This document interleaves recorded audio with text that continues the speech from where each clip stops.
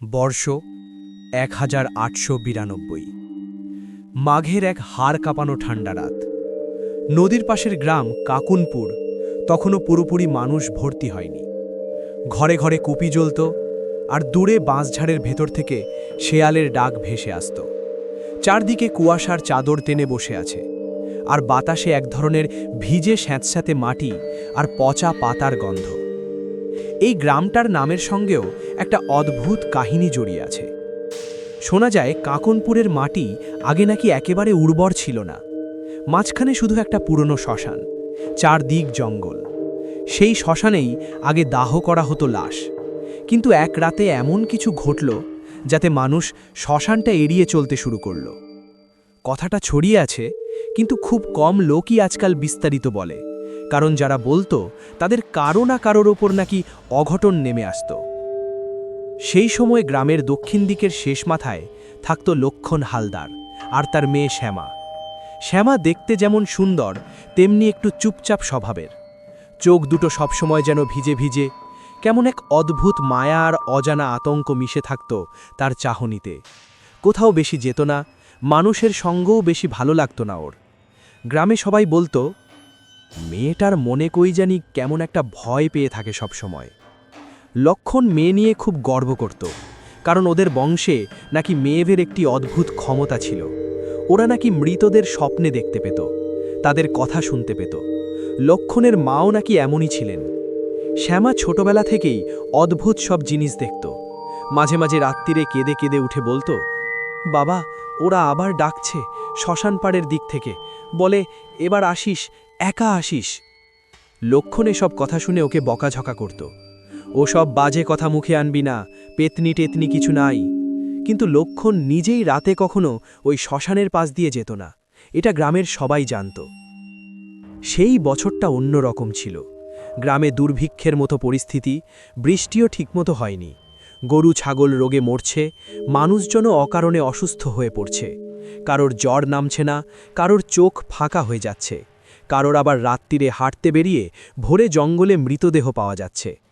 মানুষেরা বলে উঠল, এটা আর সাধারণ রোগ নয়, কিছু একটা অশরীরী ব্যাপার আছে।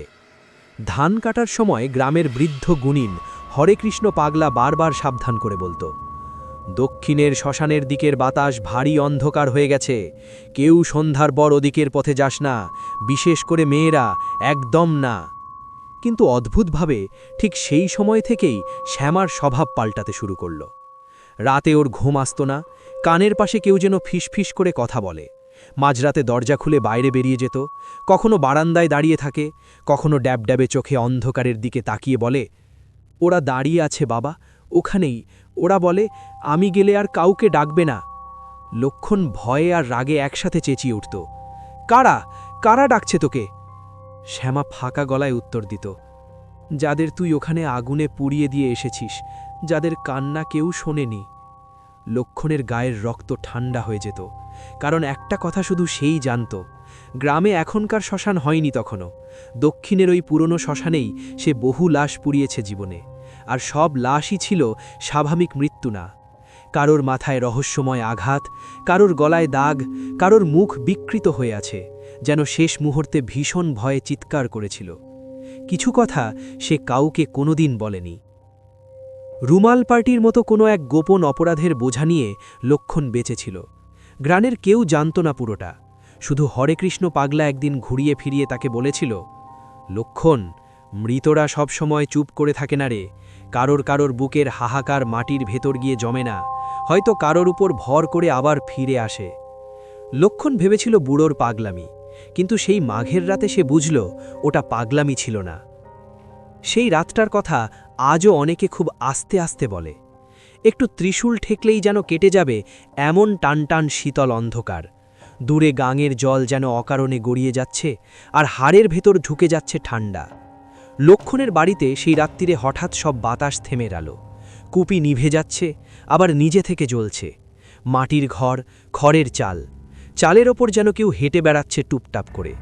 দরজার ফাঁক দিয়ে কুয়াশা ঢুকছে, কিন্তু কুয়াশাটা নরম সাদা নয়, বরং কালচে ধূসর, ভারী, যেন মাটির গন্ধ না, পোড়া মাংসের গন্ধ আসছে। শ্যামা সেদিন সন্ধ্যের পর থেকেই একদম চুপ ছিল। কারোর সঙ্গে কথা বলছে না, শুধু মাঝে মাঝে অস্ফুটস্বরে কিছু বিড়বিড় করছে। লক্ষণ কাছে গিয়ে শুনল, আজ আজ ডাক শেষ হবে, আজ ওরা সবাই একসাথে আসবে। লক্ষণের বুকের ভেতর ধকধক শুরু হলো। কারা আসবে রে? শ্যামা তখন ওর দিকে তাকালো। এমন এক দৃষ্টি যেখানে কোনো মানুষ নেই, কোনো মেয়ের লাজ নেই, কোনো ভয় নেই, শুধু এক গভীর অন্ধকার আর অদ্ভুত শান্তি। যারা ভেতরে পুড়ে গিয়েও মরতে চায়নি, যাদের তুই আগুনে ঠেলে দিয়েছিস। লক্ষণের গা দিয়ে হিম শীতল ঘাম গড়িয়ে পড়ল। আমি তোর কথা বুঝতে পারছি না, সে তোতলাতে লাগল। শ্যামা হঠাৎ তীব্র হাসি হাসল। এই হাসি তার নিজের না, যেন অনেকগুলো ফাটা গলার কর্কশ করুণ চিৎকার একসাথে মিশে হাসিতে পরিণত হয়েছে। ঘরের ভেতর সেই হাসির শব্দ প্রতিধ্বনিত হয়ে কেঁপে গেল। ঠিক তখনই বাইরে থেকে অদ্ভুত শব্দ আসতে শুরু করল। একসাথে অনেক পায়ের টুপটাপ আওয়াজ, যেন কেউ হেঁটে আসছে না, বরং অনেকে মাটিতে কিছু টেনে আনছে। কেউ গোঙাচ্ছে, কেউ কাঁদছে, কেউ ফিসফিস করছে। লক্ষণের বুকের ভেতর কাঁপুনি বেড়ে গেল। দরজার ফাঁক দিয়ে ঠান্ডা হাওয়া ঢুকে একেবারে হাড়ে বসে গেল। হঠাৎ দরজায় কড়া নাড়ার শব্দ, টক টক টক। এত ধীর, এত ভারী কড়া নাড়া, যেন শুকনো হাড় দিয়ে কাঠের দরজায় আঘাত করছে কেউ। লক্ষণ কেঁপে উঠে বলল, কে কে? কোনো উত্তর এলো না, শুধু আবার টক টক টক। হঠাৎ শ্যামা উঠে দাঁড়ালো, খুব স্থির গলায় বলল, ওরা এসেছে বাবা, ওরা এখন আর শ্মশানে বাঁধা নেই, তোকে ফিরিয়ে নিয়ে যাবে। আর আমাকে? তার গলা কেমন যেন চাপা পড়ে গেল মাঝখানে। তোরে কি করবে? কাঁপা গলায় জিজ্ঞেস করল লক্ষণ। শ্যামা ওর দিকে এক দৃষ্টে তাকিয়ে থাকল। আমি তোদের সঙ্গী বানাবো, যে আগুনে পোড়ার আগে তাদের কান্না শুনবে, তাদের নাম জেনে নেবে, যেন কেউ ভুলে না যায়। বাইরে তখন ফিসফিস শব্দ বেড়ে গেছে। কেউ যেন বারবার বলছে, দরজা খোল লক্ষণ, আমাদের খুব ঠান্ডা লাগছে, আগুনের গন্ধও পাই না আর। হাড়ের ভেতর দিয়ে শীত উঠে গেল। কিন্তু ভয়ের থেকেও বড় হয়ে হঠাৎ আর একটা জিনিস মাথা তুলল, অপরাধ বোধ। লক্ষণ জানে সে বহু বছর আগের কথা। জমির লোভে, টাকায় বিক্রি হওয়া লাশ, রাতের অন্ধকারে নদীর ধারে লোক খুন করে এনে শ্মশানে জ্বালিয়ে দেওয়া, সবগুলোতে কোনো না কোনোভাবে সে ছিল।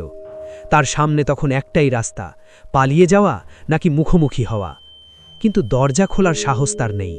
সে থরথর করে কেঁপে কেঁপে শ্যামার হাত আঁকড়ে ধরে বলল, দৌড়ের কাছে যাস না, ওরা যদি তোকে নিয়ে যায়, আমি তোরে ছাড়া বাঁচতে পারবো না।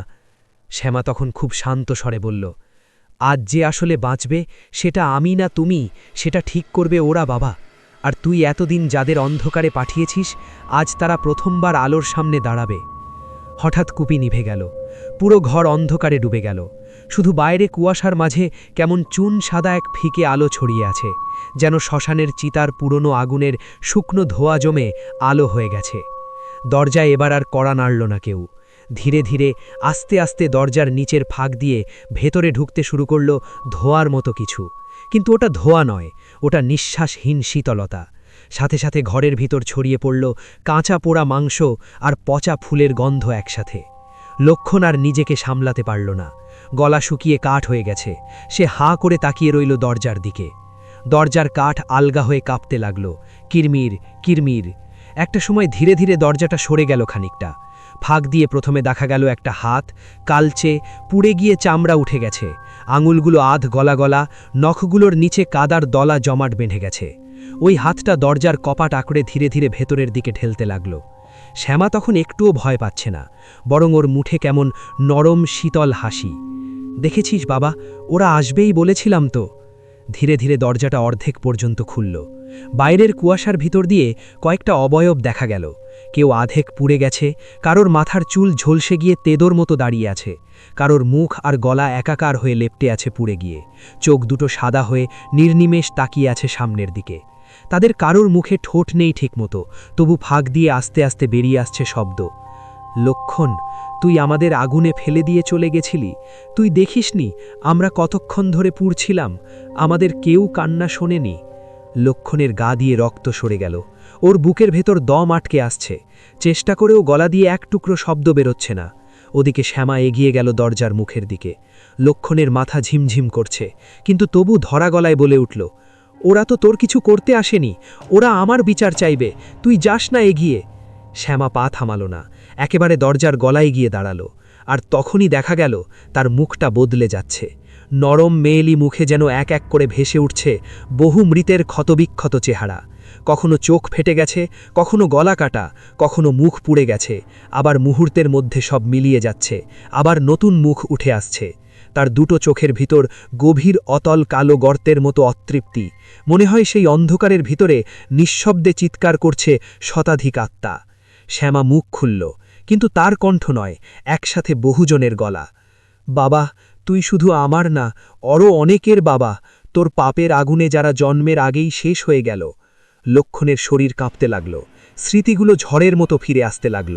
অন্ধকার রাতে নদীর ধারে গর্ভবতী নারী, কান্না থামাতে গিয়ে তাকে চেপে ধরা, জলের আওয়াজে ডুবে যেতে থাকা শেষ চিৎকার, পরদিন রাতেই সেই দেহ শ্মশানে এনে পুড়িয়ে দেওয়া, সব কিছু মনে পড়ে গেল। সেই সব